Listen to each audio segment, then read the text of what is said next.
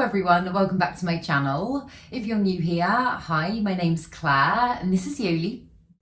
I make videos all about houseplant care, sharing tips and tricks I've learned over the years to help keep your plants happy and healthy. And today I'm going to take you through everything you need to know to care for the Philodendron Splendid, as well as how I grew mine from a one-leaf cutting to the giant she is today in just 9 months.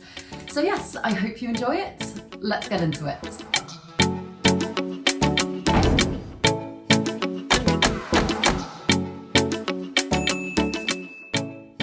So, as I've already said, I got my Philodendron Splendid 9 months ago now as a one-leaf unrooted cutting from another plant swap, and as you can see, she has given me some absolutely insane growth in the time that I've had her. She won't actually completely fit in shot anymore, but if I move her back a little bit, oh yeah, just look at that new leaf. It's absolutely beautiful, and her leaves are just getting bigger and bigger and bigger. And I thought that now was a good time to make this video because I am actually getting ready to chop her. As soon as she's given me this new leaf here, I am going to be chopping the plant up and propagating it, which I will speak about later in the video. But I, on the whole, have found her a fairly easy plant to care for. So this one is the cross between the Philodendron melanochrysum and the verrucosum. And both of those philodendrons have a reputation of being a little bit tricky. I do have both in my collection, and over the time that I've had them, I have had some struggles, but touch wood with this plant, touch all the wood, I haven't actually found her that difficult to care for. But the first thing that you want to think about with this plant is obviously light. Light is probably the most important thing. And I know it's very easy with this type of plant because I did a lot of research when I first got it to just kind of hear bright and direct light, right, okay, go, the plant will be fine like that. And bright and direct light, the more I kind of speak about it in videos and the more that you guys comment on it and we chat about it, I kind of have realised means very different things to different people. Like some people would just think it means like all round daylight but no direct sun itself. Other people will think that that means just being like right up against a north facing window all the time. And for me, I have had the best luck keeping this plant in a southeast facing spot, meaning that actually here in the UK she does get quite a bit of direct sun, which is something that, I mean, it's something that you have to be very, very careful of, especially depending whereabouts in the world you live, because obviously bright, direct sunlight can be very damaging to your plant.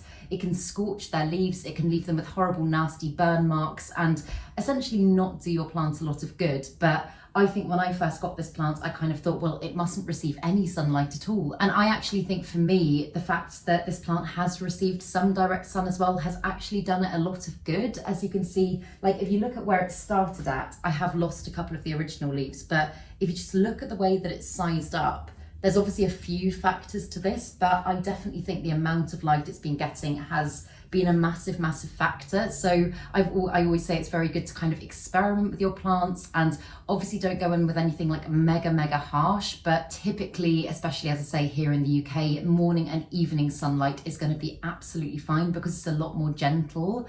When it comes to summer, I will definitely move my plant back from her spot in front of the window because that's when the sun is much more intense and it could potentially damage the plants. But for now, at this time of year, we're just kind of coming into spring at the moment, and all through winter, she's been fine in the spot that she's been in, and she has continued to give me new growth, which is obviously a very good sign. And obviously philodendrons are very well known for being able to survive in slightly lower lighting conditions as well, and I haven't actually tested that with this plant.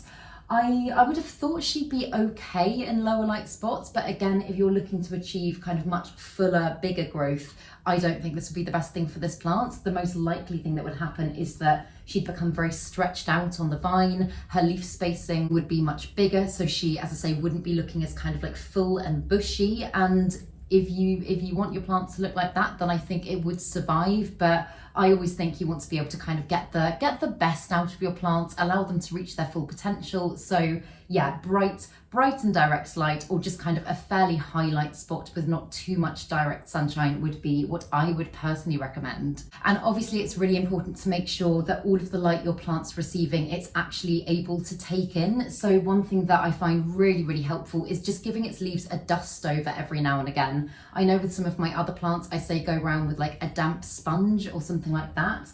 I tend to, with my velvety leaf plants, I tend to really avoid moisture as much as I can. And I have had questions about this before. I think when I spoke about Anthurium clarinervium and I said I don't mist my velvety leaf plants, a lot of people were saying, but why? In nature, they would be getting rain and all that sort of stuff. That is a very good point. However, I think you've just got to think about the fact that in its natural environment, if it was getting moisture on its leaves, there would also be a lot more airflow. And because typically in a home environment, that is really, really lacking. If you do continue to get the leaves of the plant wet or mist it all the time, they can be much more susceptible to fungal issues and mildew and stuff like that. So yeah, I've just got a pair of microfiber gloves that I'll go around, give it a little dust, and that just means that its leaves are being kept clean and it's able to actually take in and absorb all of the light it needs to be able to photosynthesize. And when it comes to watering for this plant, this is an area that I've heard a lot of people go wrong, specifically with this type of plant. And I think because I've heard so many horror stories about overwatering, I've been very, very careful about the way that I do things with my plants. But supposedly these ones can be incredibly susceptible to overwatering, and overwatering essentially happens when your plant isn't actually ready for a drink and you go ahead and give it more water anyway. The root system can't absorb all the water that it's been given and it will start to cause issues such as root rot, stem rot. Again, it can lead to fungal issues and your plant can really spiral quite quickly. This can also happen if you're using a pot like a pretty ceramic pot or something like that that doesn't have any drainage holes. So what I always do, I mean, the pot I've got this one in at the moment is actually just a normal nursery pot. But if I do want to use a pretty pot of some sort, I'll usually keep the plant in its nursery pot and just put that inside the pretty pot so that I can take it out when I water, allow it time to drain, and then when it's thoroughly drained, I can go ahead and put it back into its pretty pot. But these ones, so with this type of plant, and it's fairly similar actually to the Melanochrysum and the Verrucosum, but I tend to let the soil almost completely dry out before I go in and water it again. I think a lot of people say to kind of let the top few inches of soil dry out, and in theory that would probably be absolutely fine, but I found that this plant actually is a lot more drought tolerant than you would have thought. And I think because I've been so conscious about not overwatering it, I do wait until the soil is at least half dry. And you can use a moisture meter to check how dry or damp the soil is. I personally don't. I personally just stick my finger down into the soil and feel. Ooh, I've repotted her fairly recently and she's a little bit wobbly, so please stay. There we go. But yeah, I just stick my finger down into the soil and feel. Usually if you bring your finger out and you can see lots of damp soil stuck to your finger, then there is still moisture in there. And if it just kind of falls off and brushes off, then the soil is dry and chances are your plant is ready for a drink. But if you're in any doubt, I always say underwatering is better than overwatering, just because in my experience, it's so much easier to bring a plant back from near death that's been underwatered as opposed to overwatered. So if I'm ever not quite sure, I might just think to myself, okay, well, I think it's ready, but I'm going to give it another day or two and then I'll check back. And only when I'm absolutely certain will I water it again. And I actually have found this to be, on the whole, a fairly low maintenance plant. I think at the moment, obviously everybody's home environments are different, so never schedule your watering. But at the moment, I'm watering mine probably every week and a half to 2 weeks, which really isn't that much at all. Obviously, when we get into summer and the temperature rises and the plant's receiving more light, that is going to mean that I'm probably going to need to water more frequently. But at the moment, I really don't do a lot to her. I was going to say as well, you can probably see this little sachet hanging here. The one thing, and this is the one kind of downfall with this plant, is that it is so susceptible to pests. And again, I know people say this about the Melanochrysum and the Verrucosum. Put them together and you've got a magnet for like thrips and spider mites, which is something that I have had to deal with on this plant several times in the time that I've had it. And I made a video recently, which I will link up above in the clickable eye and down in the description box below, about how I naturally treat pests on my plants and keep everything under control. And biological pest control for me has been the best possible thing. It's just meant that this plant has been able to stay happy and healthy. I haven't really had to take it out of my collection for long periods of time. It's now, touch wood, pest free. This is just a preventary measure. But as I say, if you do want to hear more about predatory mites or biological pest control, I will link that video down below. And alongside watering, the other thing that I often speak a lot about and has been so important, again, I think at helping me to achieve such beautiful growth in this plant, is fertilizing. And I've continued to fertilise all year round with this plant. I fertilise pretty much every single time I water, and it's just really important when you're finding a fertiliser to find one that's actually going to enhance the soil health and not do things like kill beneficial microbes and living organisms, because obviously, although it might equal like very quick dramatic growth in your plant, it's actually not setting your plant up for health long term. So here in the UK, we've got a brand of fertiliser called Liquid Gold Leaf that I talk about all the time, not sponsored, I just absolutely love it. I'll link it down below, but that is what I use on all of the plants in my collection, and it keeps them really, really happy. And as I say, I have fertilised all year round with this plant, and the only reason that I've continued to do that is just because the plant has still been actively growing, and that is nowadays what I would say about fertilising. Don't continue to fertilise if a plant's gone into a slight dormancy, which commonly they do over the winter months when they're not getting as much light. If you continue to fertilise them when they're not growing, then essentially you're just overloading them with nutrients that they don't need, and it can actually lead to things such as fertiliser burn, which is horrible patches on the leaves that are irreversible and will not do your plant any good at all. So if you can see your plant putting out new growth, then yes, go ahead and fertilise. But otherwise, I would just cut back for a bit until it gets to the point where it starts doing things again.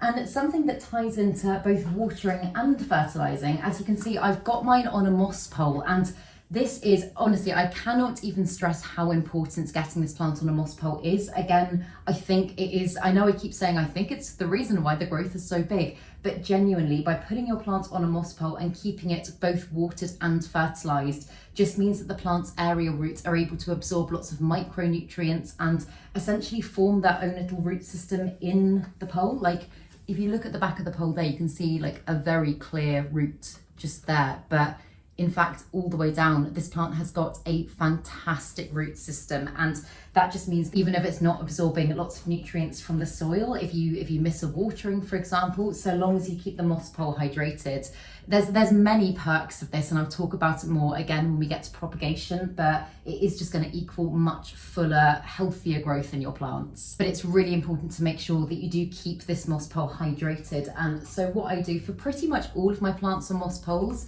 is I'll just put a little plastic cup like this on top of the moss pole, and as you can see at the bottom, I've made a little hole in it, so I'll just fill it up with water anytime that I can feel that the bottom of the moss pole is getting a little bit dry. Like, it's quite easy to tell, you can just feel with your finger, but whenever I feel that getting a little bit dehydrated, I'll fill up my cup with water, let it just filter down into the moss pole, hydrate it, and then, yeah, I do this pretty much every single day. Obviously, you do, again, have to be quite careful not to overwater, because if you are kind of ridiculously saturating your moss pole, then that can travel down to the soil and, again, lead to things like root rot. That's why I say feel the bottom of the moss pole, and if that feels hydrated, then don't bother doing it. But yeah, for me, that's just been a very kind of low maintenance way of making sure that this plant stays happy, and it's just a really easy way of ensuring this. I make all of my own moss poles, and I have made a video on it, so I will again link the video above and down below. But I do honestly think that that has been like one of the key reasons. And in fact, I've looked at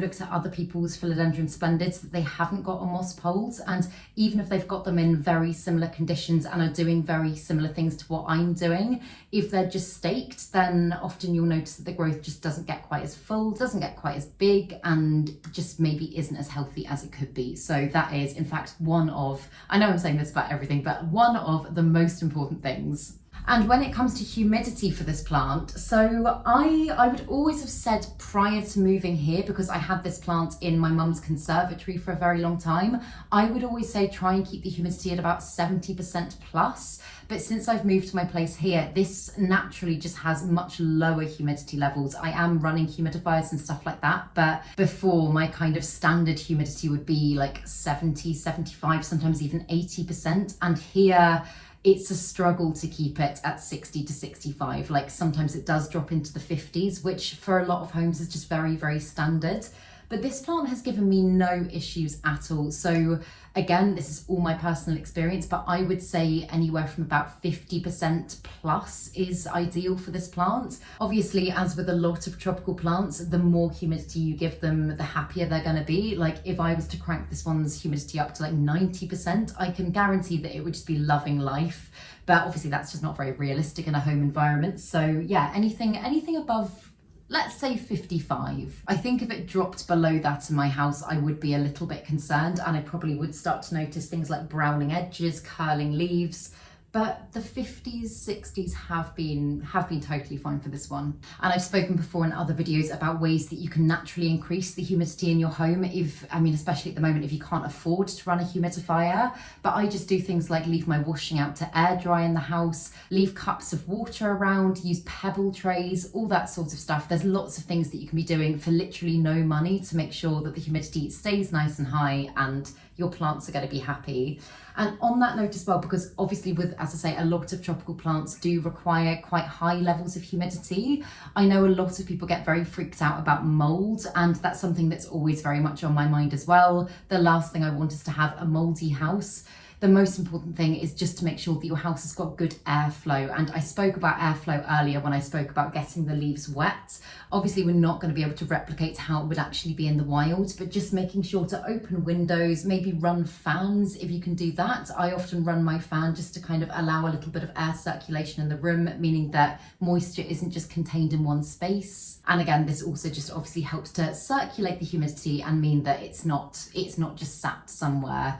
The one thing that you do have to watch out for, and this I guess kind of feeds into temperature, is cold drafts, because this plant, a lot of tropical plants, but this plant specifically is very, very sensitive to cold drafts. And that's often when you can start to notice leaves yellowing, brown spots starting to occur, and lots of other issues start to play out. And in fact, the lower growth on this plant, I had this there was just a little vent in my mum's house, and I didn't think it was particularly drafty. Like when you put your hands up there, it doesn't feel particularly drafty, but the bottom section of the leaves obviously just were not happy, and they just went, well, see ya, and they all died off, and I had to chop them back. So yeah, making sure that your plant is well away from drafty doors, drafty windows, drafty air vents, all that sort of stuff is a really good idea. And just in general, temperature wise for this plant, so I know firsthand that this plant is incredibly adaptable, because again, if you've watched my channel for a while, you know that the conservatory that I used to keep a lot of my plants, including this one in, had massive temperature fluctuations. Like during winter, I obviously put certain measures in place, but it would drop fairly low at night, and in the height of summer, oh my goodness, it would reach the most ridiculous temperatures. Like honestly, it was just crazy, and I had a lot of plant worries over that time.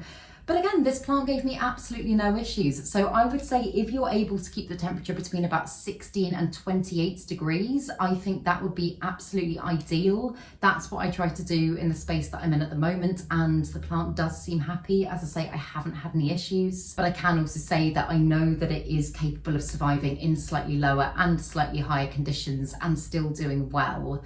Obviously, again, in terms of the speed of growth in your plants, if you do keep them in significantly lower temperatures, again, the growth is going to slow right down, and this can also sometimes signal dormancy in a plant, so you might not be getting as much growth. But if you want to try and replicate the plant's natural environment and just get it as healthy as it possibly can be, then I would say around 24 degrees with good light and good humidity should help to produce some really insane growth.